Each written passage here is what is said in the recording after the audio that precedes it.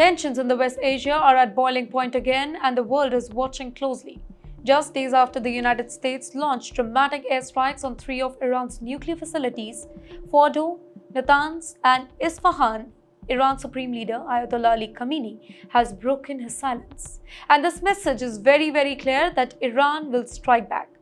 In his first official statement posted on social media platform X, Khamenei didn't hold back. He said that Iran's enemies had made a big mistake by attacking its nuclear sites.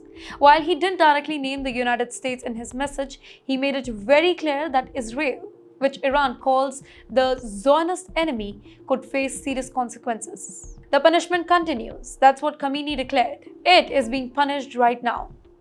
Don't you think that was seen as a direct reference to recent rocket and drone attacks by Iran-backed group in the region targeting Israeli position? Khamenei's post just came one day after a major US military operation, codenamed Operation Midnight Hammer, struck deep into Iran's nuclear infrastructure. The aim, as described by US President Donald Trump in a statement from the White House, was to cripple Iran's nuclear enrichment capabilities and prevent it from becoming a nuclear threat. Trump also warned Iran to make peace, saying that any future attack would be far greater and a lot easier. In other words, the US is ready for more if Iran chooses to escalate. But Iran is not backing down. In fact, it is doing the opposite. A close advisor to the Supreme Leader, Ali Akbar Velayati, issued a chilling warning. Any country that allows the US to use its military bases to attack Iran will itself become a target. That includes nations in the Middle East that host American troops. There is no longer a place for America or its bases in this region. That's what he said through Iranian state media. He added that the attack on Iran's nuclear site was an insult to the Islamic world and that Iran will not tolerate such aggression. Now, to understand the gravity of this moment, it's very important to know what was hit. These three nuclear sites are among Iran's most sensitive nuclear facilities.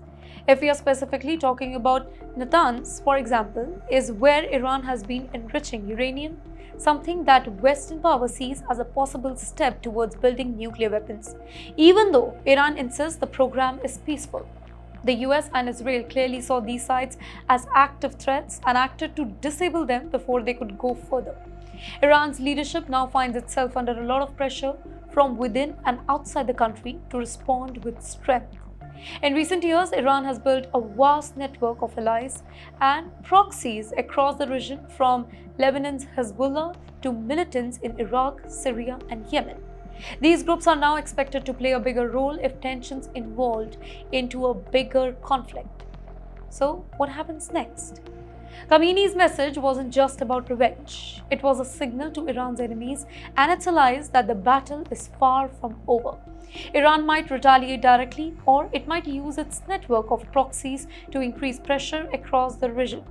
One thing is certain: the Middle East has once again entered a dangerous chapter, and possibility of a full-scale confrontation between Iran and its adversaries, including Israel and the United States, is no longer just a theory. It's a growing risk. This crisis also raised big questions about diplomacy, power, and what it really means to deter a nation with nuclear ambition. For now, Khamenei's pledge is more than just rhetoric. It's a signal that Iran will not quietly absorb the blow that it has been dealt. The coming days and weeks must tell us how far this game of retaliation and counter-retaliation will actually go.